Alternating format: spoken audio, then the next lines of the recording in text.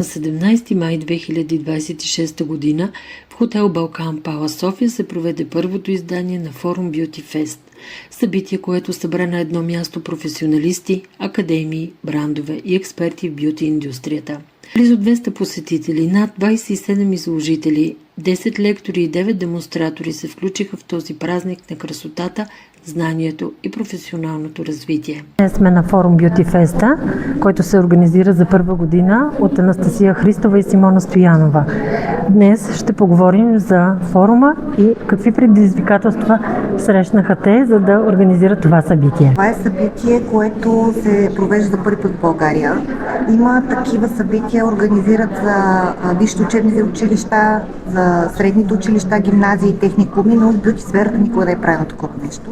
Мисля, че вече пазар е озрял. Те се справят прекрасно. Дори имаме една инициатива, която е отново на 17. Тоест обединяваме няколко академии с различни познания, нали, миглопластика, перманентен грим, козметика, плюс брандове, които да работят върху една жена, да й върнат самочувствието. Мисля, че доста добре се сработиха, доста добре се получат нещата. Тоест, освен, че те вече могат да се показват заедно, те могат и да работят заедно, нали, което е наистина много страхотно постижение. Мяташ ли, че в България пазара е пренаситен от марки? Да, този малък пазар наистина има прекалено много марки, прекалено много кадри. За това и сме свидетели на това как не всички оцеляват. Кое продава повече днес? Качеството или самия маркетинг? Маркетинга показва, че маркетинга продава. Една стока, която или услуга, няма значение, която може да не е много качествена, ако има добър маркетинг, тя ще се продава. Аз винаги съм казвала, че има доста фирми, доста бизнеси, даже имам лекция точно на тази тема, че има доста бизнеси, които не са добри, но се продават добре заради добър маркетинг. Има и такива, които са страхотни специалисти, много добри, като имат много познания, но не могат да се продадат точно защото им куца маркетинг. Какво най-често бъркат професионалистите, когато избират продукти за работа? Основната им грешка е, че те не проучват. Те не проучват, нямат проучване на пазара. Това, което в академията, където са карали курси, им се препоръча като продукт, те работят с това. А всъщност на пазара има стотици марки, но те нямат допир до тях. Какво би ги посъветвала? Преди да започнеш работа като цяло, ти трябва да проучиш пазара. Трябва да имаш стратегия, трябва да знаеш как ще вървиш, с какво ще работиш, а самото проучване вече зависи от сферата. Аз мога да говоря конкретно за миглопластиката. Да, нека да кажем за миглопластиката. Аз там дистрибутирам. Въпросът е, че марката трябва да те грабне основно като лекота на работа, т.е. да улеснява работата. Факт е, че магазини няма къде да пробваш. Единственият вариант за тест на материалите е изложенията. Няма друг вариант да тестваш. Има, може би, 2 или 3 магазина в София специално, които са, те са крайно достатъчно. Тоест ти имаш достъп така до 2-3 марки, а не до целия пазар. А смяташ ли, че клиентите станаха по-информирани или просто по-объркани? Крайният клиент се бърка от инфлуенсърите. Те бъркат пазара.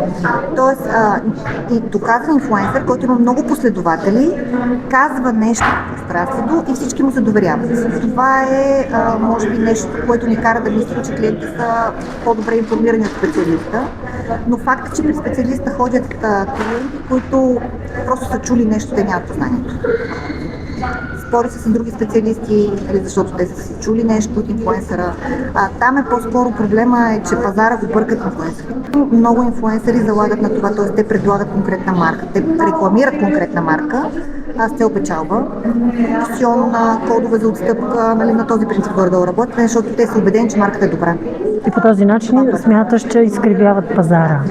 Какво те шокира най-много в поведението на бюти бизнеса през последните 2 години? Това, което ме шокира е, че стартират бизнеси, нямам предвид дейност, имам предвид бизнес, т.е. отварят се салони от хора, които нямат основа. Те нямат. Аз винаги съм казвала, когато сега стартираш дейност, не бизнес, дейност, е хубаво да имаш ментор, да имаш човек, който да те води в някакъв период от живота ти, през професията и след това да стартираш бизнес. Отварят се салони и се затварят ежедневно. В България специално това е буквално ежедневие, което за мен не е окей. Това откровено ме шокира, точно заради това, защото не можеш да стартираш бизнес, когато ти нямаш пътека, да си специалист още. Ще завършил курса вчера. А според теб на къде върви професионалния бюти сектор? Към качество или към масовка? Ще върви към качество. Бюти сектора все повече се развива, даже между другото в България има доста процедури, примерно, които не се правят по чужбина. Има много повече специалисти преди хора с страхотни познания на база на процент от населението, ако може така да го кажем, отколкото примерно да речем в една Англия. Там специалист много трудно ще намериш, въпреки че е голям пазар, въпреки че е голяма държава, тук на глава от населението има много повече специалисти. Аз смятам, че като цяло, особено в България, бюти сектора се развива страхотно. Ако трябваше да дадеш само един съвет на козметиците за следващите 3 години, какъв би бил той? Не мога да им дам само един съвет. Като цяло, всеки един бизнес е изграден от взимане на решение. Когато ти развиваш бизнес, без значение какъв, на тебе ежедневието ти е свързано с взимане на решение. Това, което аз бих посъветвала абсолютно всеки един човек в бюти сферата, който изгражда бизнес, е първоначално да има стратегия преди да започне. Масово бизнесът стартира без стратегия. Клиентите в България имат един много голям плюс, че имат богат избор от специалисти. Това, което бих им пожелала, е да се доверяват на своя специалист, да избират внимателно и бъдете красиви. Сцената на форум Beauty Fest събра доказани професионалисти, които споделиха своя опит, знания и вдъхновения с колеги от цялата страна и чужбина. Днес с Симони ще поговорим по няколко въпроса и Симони ще ви каже здравей. Здравейте, много ми е приятно. Благодаря на Лили, че е част от нашето събитие, което ни организираме за първи път и със сигурност не за последен. В България има повече обучители или повече добри специалисти? Доскоро, мое лично мнение, разбира се, доскоро имаше повече добри специалисти. Последните 1-2 години наблюдавам, че повечето добри специалисти се пренасочиха към обучаването. Коя е най-голямата лъжа, която начинащите момичета чуват за бюти бизнеса? Най-голямата лъжа е, че веднага ще започнат да изкарват много пари. За съжаление, парите са последната част от веригата на процеса в бюти сферата. Човек, за да успее и за да започне да изкарва много пари, трябва да бъде много упорит, много да работи и да бъде абсолютно на 100% отдаден на професията. Социалните мрежи развиха ли бранша или създадоха армия от Инстаграм специалисти? Факта в днешно време е, че ако не си видим, хората не те търсят толкова. Лично на мен, ако някой преди 5 години ми беше казал, че аз ще снимам в TikTok, защо нямаше да му повярвам. Аз съм човек, който изобщо не обича да седи пред камера, но разбрах, че това е пътя в днешно време. За да успееш, за да те търсят като обучител, защото хората вече не гледат картинките. Те избират специалиста по усещане и по човек, който ще им попадне, а всъщност ние във видеята сме това, което сме. За мен социалните мрежи в днешно време са доста полезни, за да ние да избираме правилните хора и те нас, чисто като енергия. Ти водиш редица обучения. Как разбираш, че един специалист ще има добра реализация? Самите действия на човека веднага показват колко е отговорен. Трябват ми точно половин час, не знам, но за 2 часа абсолютно разбирам дали човек, който стои срещу мене, ще се занимава в тази сфера или не. Погледа, изобщо как ме слуша. Да, ние когато практикуваме като обучители, с времето много бързо разбираме кой кадър ще стане и кой не. Кое е по-опасно днес?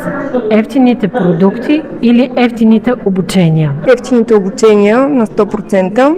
Разбира се, и евтините продукти, но моето наблюдение е, че вече в България хората доста си избират продуктите, с които работят. Вече почти не познавам колеги, които да работят с некачествени продукти. но за съжаление ефтини обучения има много и то не ефтини като цена, а като съдържание. Какво мислиш за тенденцията двудневни обучения да произвеждат преподаватели? Аз лично също предлагам интензивни базови обучения. Тук пак стигаме до там, че много е важен преподавателя, защото има преподаватели, при които може да отидете за 10 дни да не научите нищо и при такива, които за 2 дни ще ви даде голяма база от информация. Разбира се, интензивният курс не носи практика, а практиката ви прави добри. Затова винаги съветвам да избират по-дълги обучения от двудневните, но има момичета, които си държат, така че всеки специалист почти предлага такива обучения, дори да не си го признава, но аз абсолютно съм привърженик на по-дългите обучения, поне 5 дни. Ако утре започваш от нулата, без клиенти, без последователи, какво би направила по-различно? Ако сега може да се върна 10 години назад, със сигурност при моето начало нямаше да започна да работя за себе си. Аз със сигурност щях да работя за някой друг, за да мога да натрупам повече опит и знания. Защото когато си сам е много трудно, пътят ти е много дълъг, с много препятствия. Преди 10 години нямаше толкова социални мрежи, буквално всичко съм учила от семинари, нямаше семинар, на който да не съм присъствала и там съм изградила своите умения. Така че това е, може би, основната ми грешка, но пък така както са ми се случили нещата, може би точно така е трябвало да бъде, така че няма да се връщам назад. Кое те дразни в бюти бранша, но никой не го казва? Тази тема е така доста дълга. Дразни ме, че няма подкрепа. Дразни ме, че всеки е за себе си. Разбира се, винаги има изключения. Имаме чудесни колеги, но те са много малко. Ето, нашето събитие е също един такъв пример. Има колеги, които ни подкрепиха от първия ден, в който го обявихме, и такива, които имат невероятното желание да присъстват, но няма да дойдат, просто защото егото им е голямо. Също така, това, което наблюдавам по групите и невероятно много ме дразни, е, че когато някой момиче попита за същински проблем, ние я нападаме веднага, никой не ни помага. Участвам в много чуждестранни групи, там има поне по 100-150 коментара, в които буквално момичетата и казват какво да направи на дадената дама, която е имала проблем. При нас такова нещо няма никаква подкрепа. Това е нещо, което много ми липсва и ми е много тъжно, когато го наблюдавам. Лично аз имам група за мигопластика, Лили има група за ПМУ, за това сме го обсъждали много пъти. Общо взето пускаме си с нея някакви теми и вечно е глас в пустиня, а всъщност момичета може да си бъдем много полезни и вярвайте ми, когато сме повече, сме много по-силни и по-добри. Благодаря на всички, които бяха част от нашия ден. Обещавам ви, че следващата година ще направим нещо супер грандиозно. Това беше само началото. Специално място в програмата заеха демонстрациите на живо, които дадоха възможност на посетителите да видят работата на едни от най-добрите специалисти в бранша. Какво е мадеротерапия? Мадеротерапията е една неинвазивна масажна техника, koja се работи с дървени алатки, не е тежка за работа, техника е, прави добра ливна дренажа, циркулация на кръв, намаляне на целулит, намаляне на отоци, кај жени што имаат задршка на вода и со един збор добра, здрава процедура. През целия ден участниците имаха възможност да се запознаят с нови техники, иновативни продукти и актуални тенденции в перманентния грим, микропигментацията и естетичните процедури.